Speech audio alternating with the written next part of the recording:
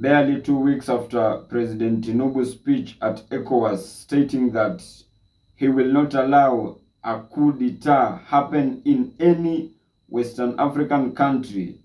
A coup has just happened in Niger. We will not allow coup after coup in West Africa separation.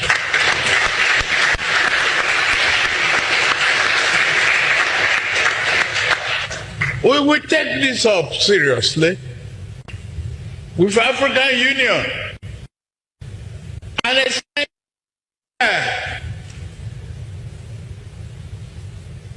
to the European Union and Britain and America.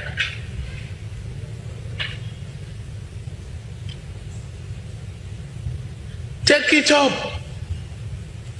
It's a challenge. Yes, democracy is very tough to manage, but it's the best form of government. And we also ascribe to it. We should make a pledge here that in furtherance of our region's economic recovery and growth, we will commit to democracy and promote democracy and rule of law. I am with you. In Nigeria, we are back. Thank you, and thank you very much.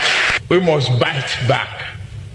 We can't sit like toothless bulldog and ECOWAS.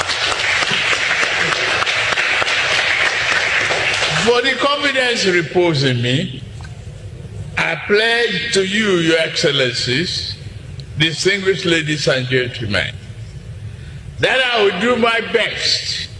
I am just new. This is my first. I'm giving a surprise package. We work collectively to pursue inclusive economic integration of West Africa, sub-region. We should serve a warning to exploiters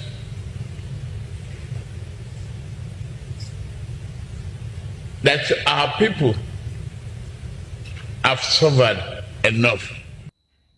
And this has just been announced by Niger soldiers on national television. This is a major step back for democracy in Niger. President Mohamed Bazoum was the first time that the country saw a democratic transfer of power peacefully since it got independence from France in 1960. We don't know the location of President Bazoum or his safety, and in fact the United Nations Secretary General is saying he's concerned for his safety and well-being and he needs to be released without any conditions.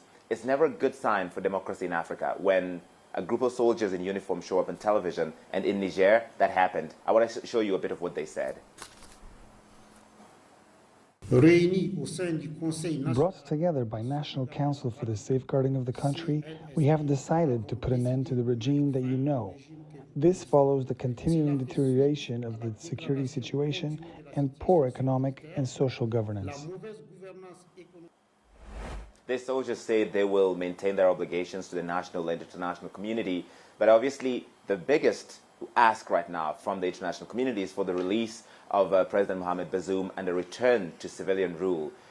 Niger has seen 4 coups since 1960, since independence, and yet that is still not even as high as other neighbors in the region. Niger has become the linchpin, the centerpiece of the West's Sahel security strategy, especially as the region battles a jihadist problem, especially strongly in neighboring Mali and Burkina Faso. This has seemed to be a bit more of a peaceful part of this neighborhood, and that's why this is a major setback in that country. We don't know what happens here, whether these soldiers will agree to let President Mohamed Bazoum go to a neighboring country that's like has happened, for instance, in Burkina Faso. A lot of questions here. The U.S. Secretary of State, Antony Blinken, said he spoke on Wednesday with President Bazoum, assured him of the United States' support as the democratically elected president of Niger. There's been wide condemnation already from the African Union, from the European Union, from France, and from the regional body, the Economic Community of West African States, who said that they will hold everybody accountable for the safety and security of the president and his family and all government officials here. But still, early days, it's just after 6 a.m. in Niger. So as people wake up today, they're going to be figuring out what happens now for the country and where does the democracy go from here. And just very quickly, Larry, has there been any kind of protest? We saw a small gathering of people protesting what appeared to be this power grab by the military, but what sort of support does the president, this ousted president, have amongst the population? There were some spontaneous protests yesterday on Wednesday when it was reported that President Mohamed Bazoum was being held by the presidential guard in the presidential palace. The presidency, the official account, tweeted some pictures of people gathering to show support for their democracy. Again, for a country that's had 4 coups since 1960, many Nigerians want peace and security. They don't want this military man in charge because they've seen the effect that has in their neighborhood. That's why some people showed up to declare support for the president, but now he's gone. So they're going to have to go back to the drawing board. Larry, thank you. Larry Madobe with the very latest here on the situation in Niger. Thank you, sir. And their statement makes it very official that President Mohamed Bazoum has been officially kicked out of power by the military takeover. Coup after coup after coup after coup.